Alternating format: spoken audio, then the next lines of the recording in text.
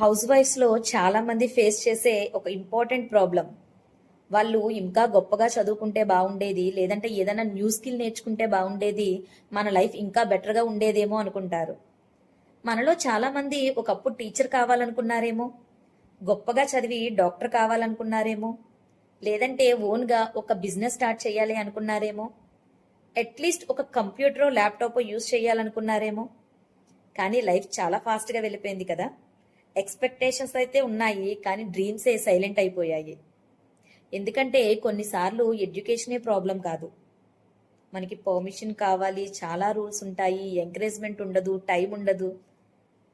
చాలా మంది హౌస్ వైఫ్స్కి నిజంగానే ఆపర్చునిటీ ఉండదు కొత్త స్కిల్ నేర్చుకోవడానికి, లేదంటే వాళ్ళ స్టడీస్ని ఫర్దర్గా కంటిన్యూ చేయడానికి, ఒక బిజినెస్ స్టార్ట్ చేయడానికి.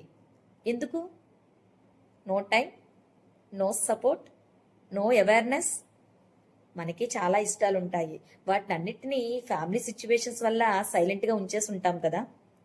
కానీ కొన్ని కొన్ని స్టెప్స్ తీసుకుని మనం ష్యూర్గా మన డ్రీమ్స్ని అచీవ్ చేసుకోవచ్చు.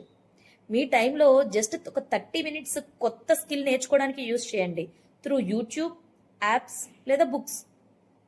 మీ ఫ్యామిలీని మీకు 1 అవర్ టైం ఇవ్వమని అడగండి. కొన్ని గ్రూప్స్లో జాయిన్ అయ్యి మ్యూచువల్గా లెర్నింగ్ స్టార్ట్ చేయండి, లేదంటే ఫ్రీ వెబినార్స్ అటెండ్ అవ్వండి. తెలుగులో కూడా ఉంటాయి కొన్ని కొన్ని. ఎందుకంటే మీకు అవకాశం రేపు రావచ్చు, ఎప్పుడైనా రావచ్చు, కానీ మనం నేర్చుకోవడం అంటూ మొదలు పెట్టాలి కదా. ఒక ఉమెన్ని ఎడ్యుకేట్ చేయడం అంటే తనకి నేర్పిస్తున్నట్టు కాదు, ఒక కుటుంబ భవిష్యత్తుని మారుస్తున్నట్టు. మీ స్వరం దిత్ సుబ్బలక్ష్మి. Your voice matters.